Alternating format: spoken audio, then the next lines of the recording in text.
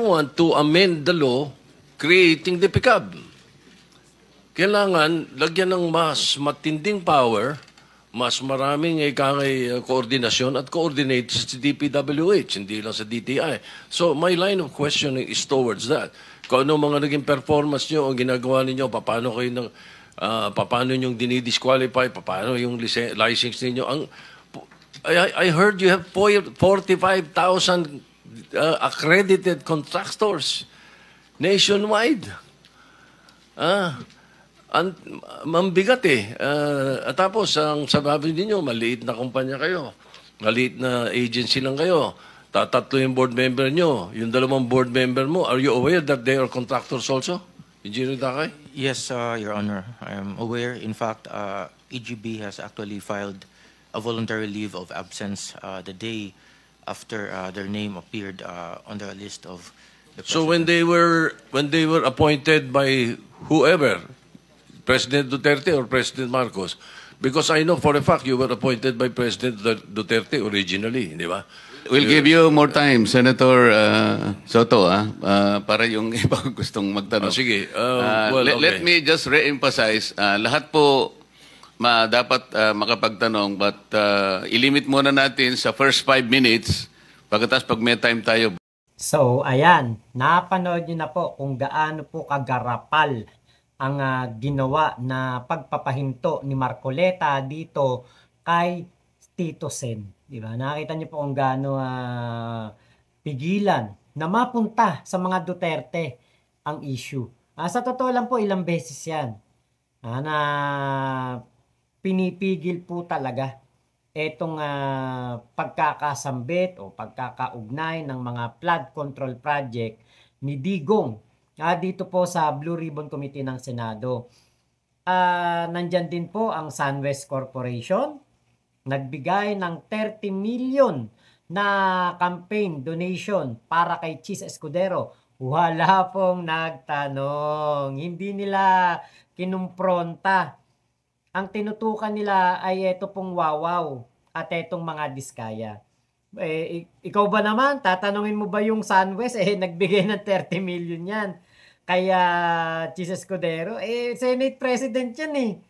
Diba? Kaya nga po alam nyo, itong flood control project investigation ng Blue Ribbon Committee ni Marcoleta, ito po isang malaking sarswela, moro-moro, palabas, kung ano man na matatawag dyan. Naku, alam na natin yan na talagang hindi po magiging epektibo ang investigasyon na ito at ito po ay magiging kumbaga panakip butas, panakip issue o pantapal sa mata ng mga Pilipino para masabi lamang na ang Senado ay nag-iimbestiga ng kanilang kumbaga mga natuklasan na inilabas mismo ng ating Pangulong Bongbong Marcos.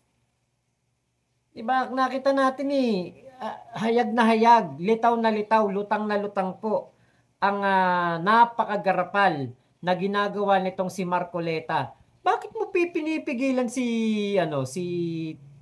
Senator Tito Soto? Samantalang si Jinggoy Estrada napakatagal magsalita, magtanong dito sa Diskaya. Si Tito Sen sasandali pa lang, ala na, talagang pinigilan. Di ba dyan din po sa pagtatanong na yan, nakat na si Bato de la Rosa. Bakit? Kasi si Bato mismo, di ba sinway niya, pinunta niya o dinala niya ang usapan kung saan nagsimula na magkaroon po ng kumbaga matatawag na ito po nga mga Duterte, panahon ni Duterte nagsimula na mamayagpag ang mga Diskaya. Diba? Kaya po alam nyo talagang ito po ay masyadong kumbaga nahalata natin na hindi na po talaga ito epektibo. Ihinto na lang to. Magkaroon na lang talaga dapat ng independent body para po maimbestigahan ang flood control program. Kita nyo si Ping Lacson. Ang mga expose niya, mas maganda pa Diba sa privilege speech ni Panfilo Lacson, ang dami nating nalaman. Ilang araw lang inimbestigahan ni Panfilo Lacson yan. At ng kanyang mga tauhan, kanyang mga kasama. Ang dami nang nalaman. Pero tingin nyo, itong si Marcoleta, meron ba itong mga inilalabas na ganyang mga investigasyon? O meron ba siyang ginawa na ganyang paghahanap ng mga ghost project? Pumupunta ba to sa site? Diba? Hindi natin siya nakikita na ganyan ang kanyang ginagawa. Nasa kanyang opisina lang siya. Tapos maghihiring. Doon lang maghahanap ng mga clues, ng mga itatanong, investigasyon kuno. Diba? Pero merong pinipigilan. Merong pinoprotektahan yung mga tanong. Sa totoo lang, para malaman mo talaga kung maraming korupsyon talaga sa DPWH, deep dive. Huwag kang magano lang ng 2022. Huwag mong harangan. 'Di ba? Huwag mong gawin na start lang sa 2022 ang investigasyon o start lang ng panunungkulan ng ating Pangulong Bongbong Marcos. Hindi po dapat ganun. Diba? Umpisahan mo doon sa malayo. Doon sa malayo. O ano ba sabi ni Sara Diskaya? 2012 nang magsimula sila sa LGU. Hindi daw sila nakakasingil. Mahirap daw maningil sa LGU. So deep dive. 2012. Sabi ni Sara Diskaya, 23 years na sila sa pagiging contractor. So, puntahan natin. 2002. Tignan natin ang kanilang mga records. Tignan natin ang kanilang mga nagawang proyekto. Ilan na ba nga flood control project simula nung 2002 ang nagawa nila? Ilan na ba nga mga building, mga private building, private roads o kung ano man. Lahat ng kanilang proyekto, tignan natin. From 2002, tignan natin kung nandiyan pa. Tignan natin kung buo pa. Tignan natin kung talagang napapakinabangan ba ng mga private companies o ng publiko. Pagkatapos nun, kapag nakita na natin ang lahat ng kanilang mga proyekto, malalaman natin, merong nagawa, merong nawawala, merong nagawa na palpak. Diba? I-ano natin, hiwa-hiwalay natin. I-organize natin. Ito yung nagawa nila na maayos. Ito yung may palpak. Ito yung hindi nagawa. Ito yung nawawala. Ito yung ghost project. Ito yung natapos pero hindi napapakinabangan dahil walang kwentang project. Diba? Hanapin natin. Umpisahan natin sa simula. Pero kung ikaw ay magsisimula lamang na katulad ng ginagawa ni Marcoleta na parang pinipigilan niya na mas lumalim pa sa 2022, wala po tayong mapapala.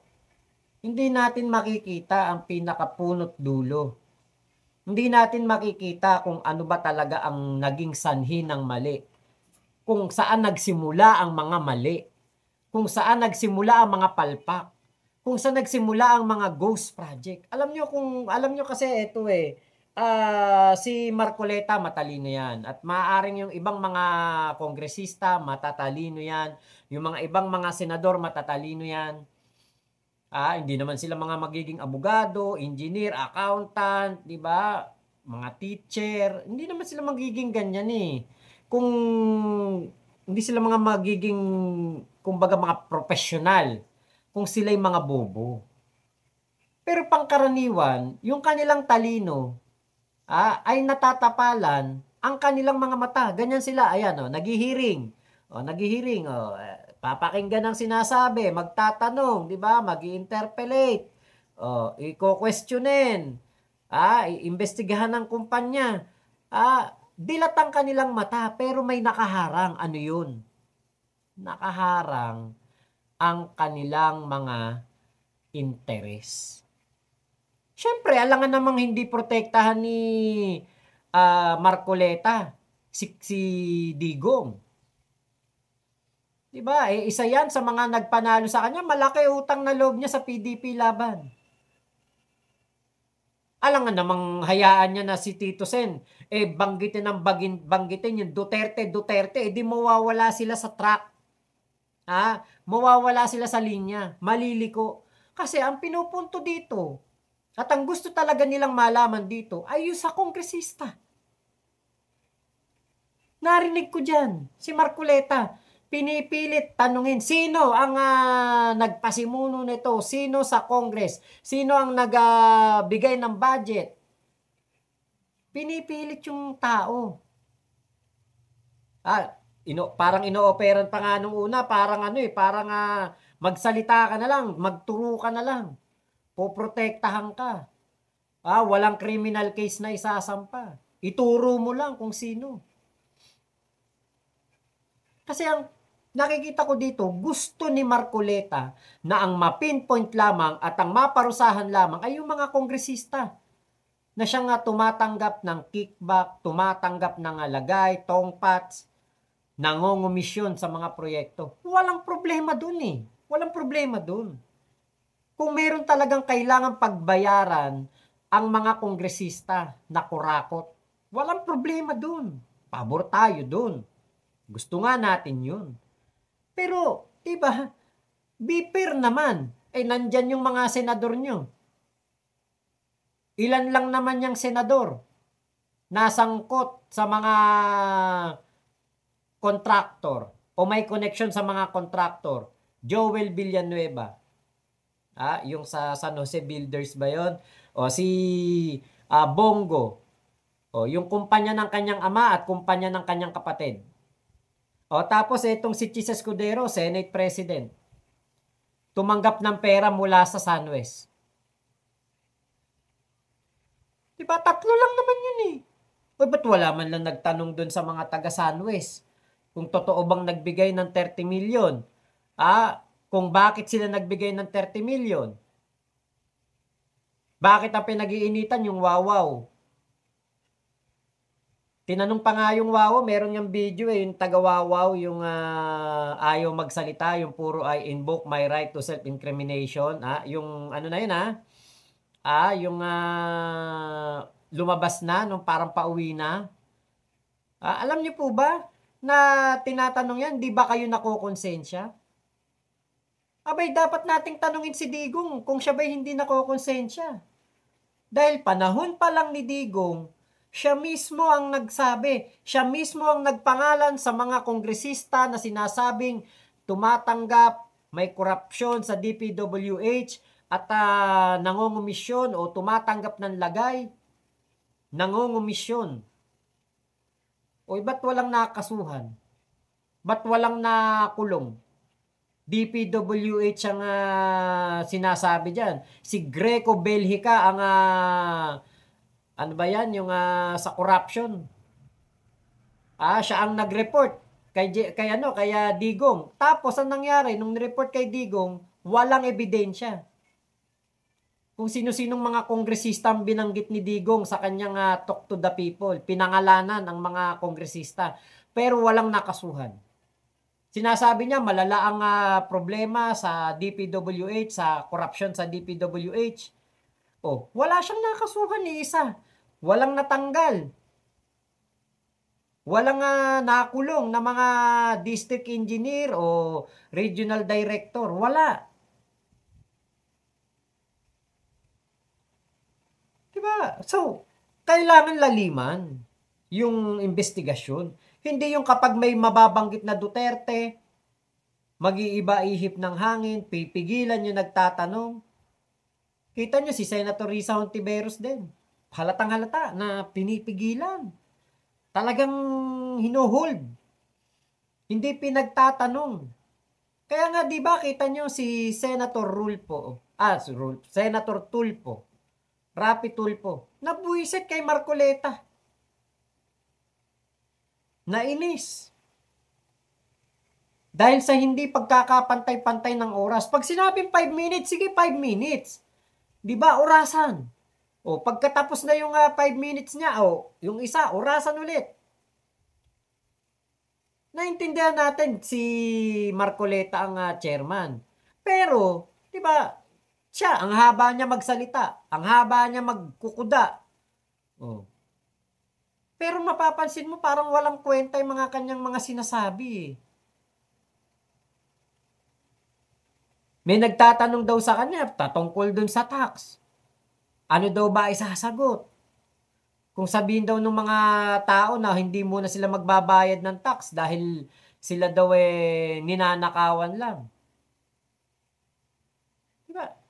Okay yung kanyang mga sinasabi siguro sa ibang tao, pero para sa mga naghahanap talaga ng hustisya sa trilyong pera ng taong bayan na napunta lamang sa kamay ng iilan, mabagal. At masasabi ko walang kwenta. Dahil nandun lang mismo yung mga tao na dapat tanungin, na dapat imbestigahan. Bakit parang walang kuda dito si Marcoleta? Andun si Bongo. O takot ba sila kay Bongo? Bakit hindi nila imbestigahan yung kumpanya ng ama na sinasabi na ito ang kumukuha ng mga proyekto doon sa Davao City? Diba? Doon sa kapatid. O ba't hindi nila maimbestigahan? Nakikita ko nga, meron nga isa nagtuturo eh. Sabi niya, ano daw, kung hinahanap daw yung mga proyekto ni Baste, doon daw pumunta sa portal ng mga GAA ganyan, yung mga nagawang proyekto sa Davao City, i-search lang daw, makikita daw doon yung mga finished project. Alam niyo, nagturo kayo, oo, high-tech na ngayon eh, di ba? Makikita mo na lahat sa mga website. Kita niyo yung mga ghost project, nasa website din ng DPWH. Nakalagay completed. Pero wala yung proyekto, nawawala, hindi makita. Maaaring ganun lang din sa Davao. Nakalagay sa website ng GAA, nakalagay sa kung ano yung mga completed projects, kung ano yung mga nagawa na proyekto. Pero, hindi mo alam kung nandun ba talaga sa Davao yun. Diba? May nagbanggit ba ng 51 billion? Ang natanggap ni Pulong Duterte sa sa hearing na yan ng Blue Ribbon Committee, wala. Si Senator Ping Lacson lang mismo ang nagbanggit niyan sa kanyang privilege speech. At tingin ko, pag yan ay inopen sa Blue Ribbon Committee, hindi yan papayagan na mapag-usapan. Kasi mapipinpoint, 51 billion, Pulong Duterte, Davao City, ama ay presidente, ay sus Mariosep. Diyan na mauungkat yun. Yung sinasabi ko nga na kapag ikaw kongresista, at ikaw nanghihingi ng budget, swerte na makakuha ka ng 500 million to 1 billion pesos na pondo para sa mga proyekto sa iyong nasasakupan, sa iyong distrito. Pero, ang isang Pulong Duterte na mayroon lamang maliit na distrito, nakatanggap ng 51 billion in 3 years. 3 taon. So, kunwari, si Congressman Juan de la Cruz nakatanggap lang ng 500 million in 1 year. So, sa 3 taon na siya naging kongresista, meron siyang 1.5 billion pesos lamang na naging pondo sa loob ng 3 taon para sa kanyang nasasakupan. Hirap na hirap mag-budget yung isang kongresista. Tapos malalaman mo yung isang kongresista na ang tatay ay presidente, naliligo sa pondo. 51 billion pesos. Tignan natin sa calculator. Medyo ako mahina ako sa math Pag mga billion-billion na usapan, na, hindi na ako dyan O, kita mo, hindi ko rin makita yung calculator ko. Ala, talaga na. Sambay calculator. Okay. Andito pala to. Yun, okay. Ito. Ilan bang araw ang meron sa isang taon? 365. 365. 365 times 3 equals 1,095 days. Okay. Ngayon, punta tayo sa 51 billion.